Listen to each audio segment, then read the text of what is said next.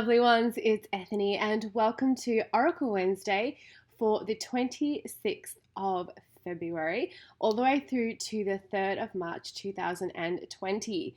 This is a pick your card or pick your pile of cards reading for you. In a moment you are going to see 3 piles of cards. You're going to pick the one that you feel the most drawn to, or that you feel has a message for you, or that your guides going to point you towards for a message for this week. Then you're going to come back, see this face, and then I'm going to give you your reading. So without further ado, let's go and pick those cards. Okay, so here are your 3 piles of cards for the week. You can choose which one you feel the most drawn to immediately, or you can take a deep breath and pick the one that you feel contains the message for you for this week, or that your spirit guides have for you and want you to hear. They're pile number 1 from left to right, pile number 2, and pile number 3. And I recommend that you write them down, whichever pile you feel the most drawn to, so that you don't forget, because that can happen when you make a snap decision. And let's go over and see your messages revealed. And before I get into your reading, welcome back. I just wanted to let you know that if you want to know the decks that I'm using this week, you can either go down into the description box below where I have the links and the information for them, or you can wait till the end of this video where I'm going to show you a few cards from each of them. So let's jump right in after that little PSA there. Pile number 1 or group number 1, I do use those terms interchangeably if this is your first time watching Oracle Wednesday. Your first card is Mirror. And your second card is the 4 of Wands. So your message for the week is really about a bit of reflection in regards to what you're building for yourself, the people around you, and the environment that you are living in. Are you being a true reflection of the person that you want to be in the world?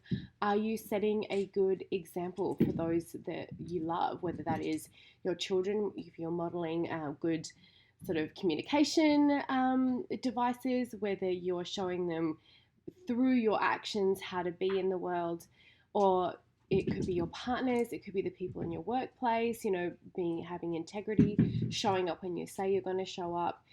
What are you building for yourself? The reason why building comes into play very strongly in this reading, and I'm sorry if you can hear my puppy Thor, is the 4 wands here are building 4 walls. So even though this is a card of great celebration and happiness, this is also the 4 wands of the 4 walls, or the structure and foundation. 4s in numerology talk a lot about foundation and structure and being having a solid place to be, and having that really good base. So what are you building through being a reflection of what is on the inside coming out into the world? Are you being the change and showing up and being who you want to be? That can be a bit of a tough one if we feel like we have some self-worth issues or some hurt from the past that we haven't properly healed, that's stopping us from being the person that we want to be in the world. Today's cards are a reminder that everything we do and say can manifest in the world and create an environment that we spend our precious time in, whether that's continuous negative feedback. He's playing with a very loud ball. Negative feedback or negative words that we talk about ourselves and other people, or just even the vibe that we're putting out. Some people do tend to walk around like a rain cloud.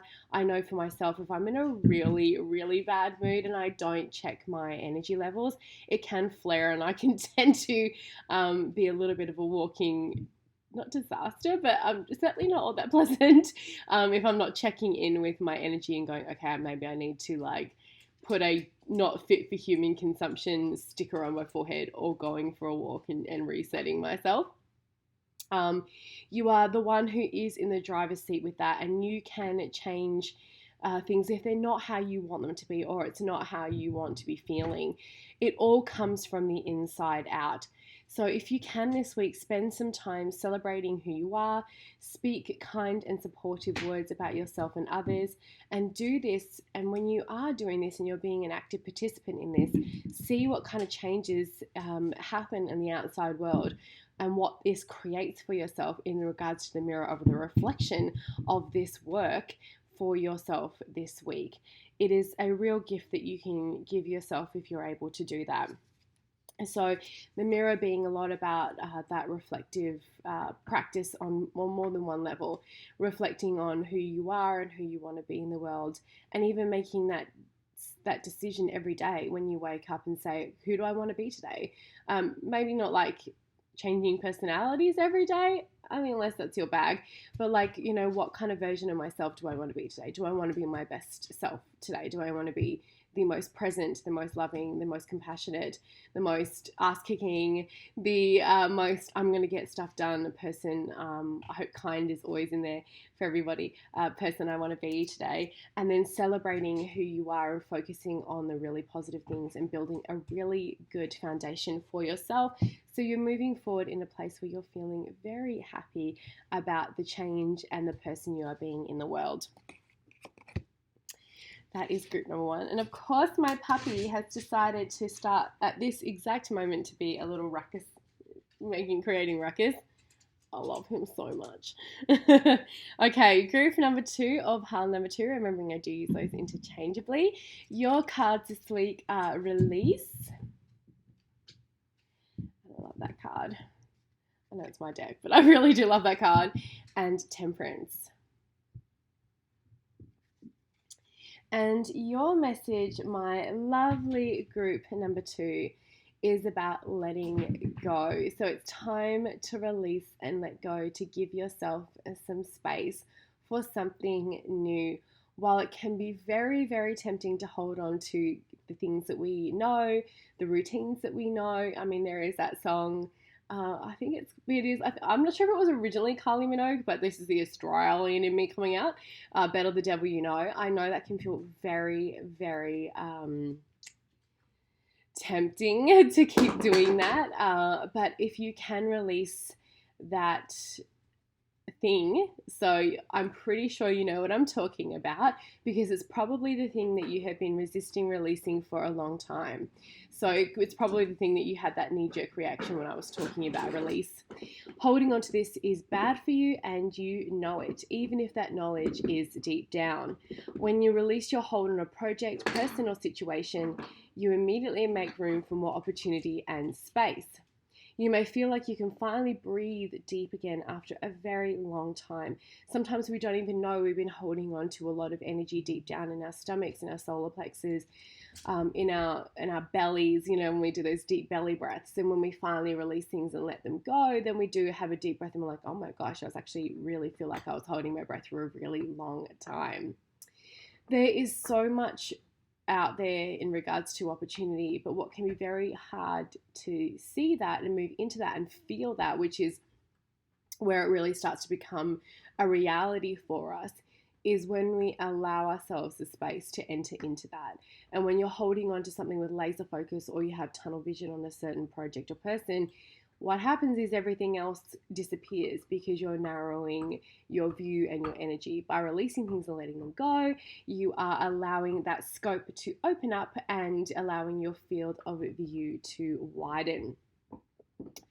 If you can't seem to let things go, if you can't seem to fully release and relinquish the things that you feel as though may be tying you down a little bit, start to focus on things outside the fixation or the focus or the tunnel vision, and your grip may start to soften on its own.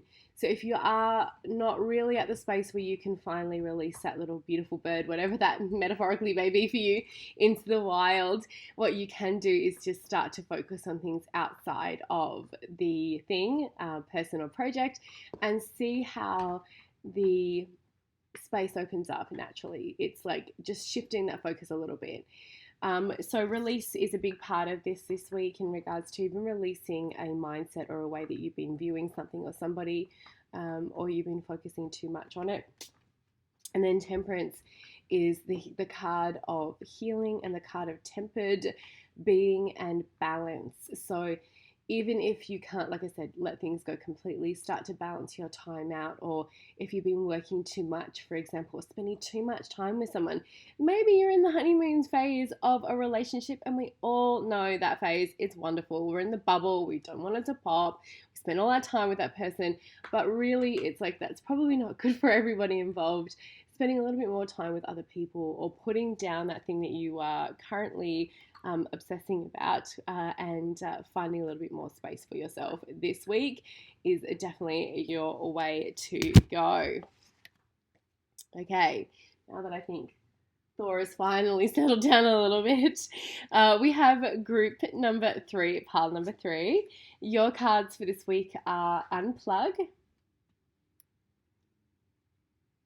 and the 7 of Cups. Gosh, I had the weirdest dreams about spiders last night, I tell you. Okay, so, and I really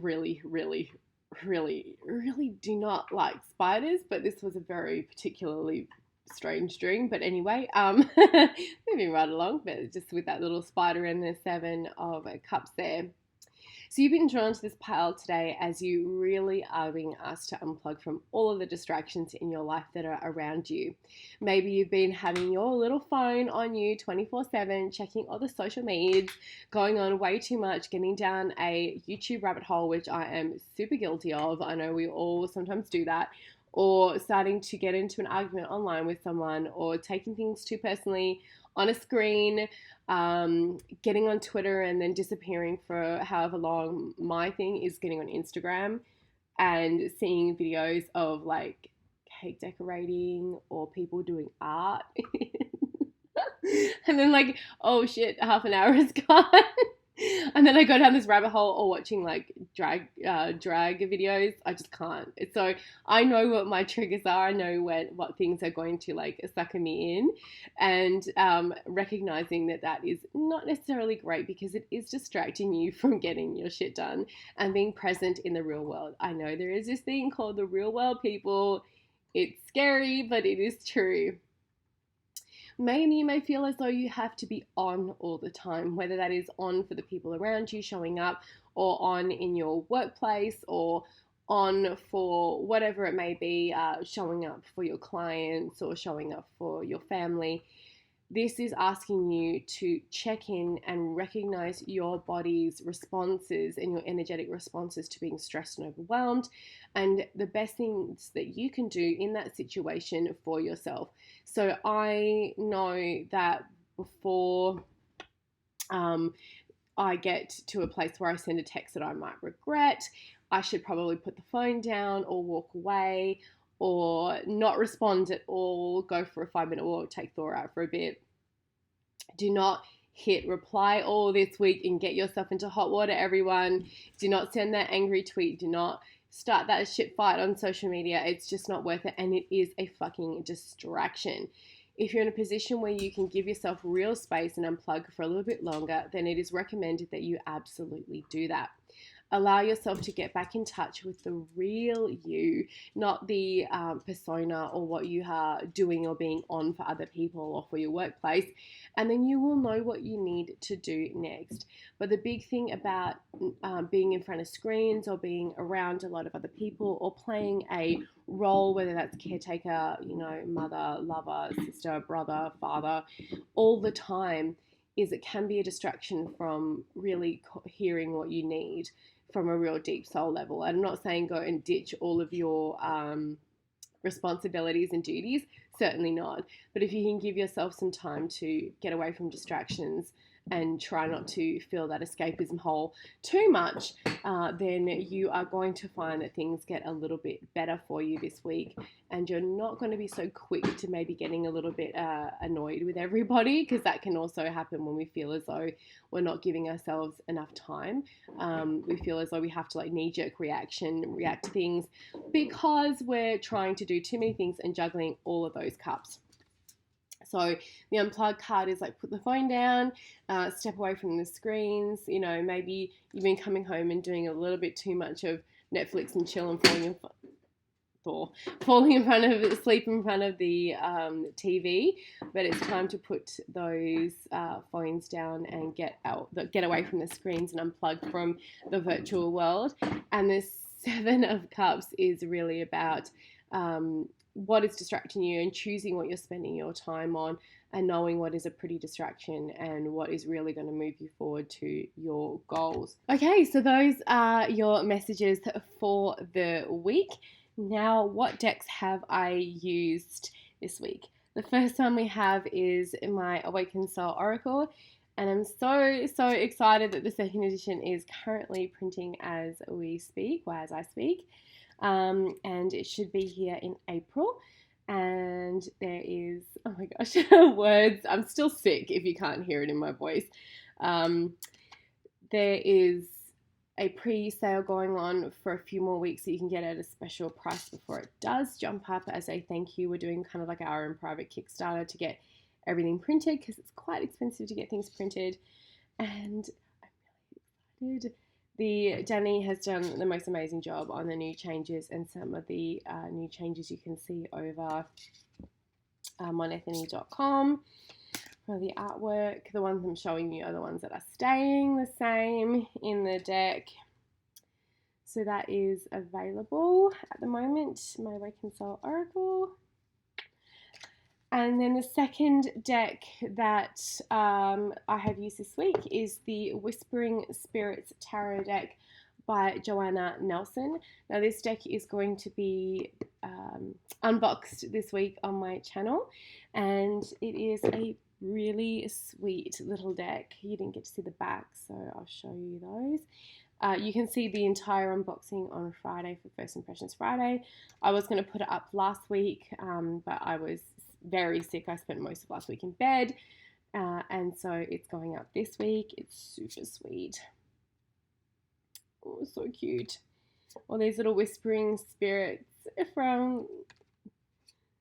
So look out for that on First Impressions Friday on my channel. And also, as I mentioned before, in the description box you will find the link to both of those decks. That is it, my lovelies. That is Oracle Wednesday for this week. I hope you are all feeling wonderful, and I'll see you all next time.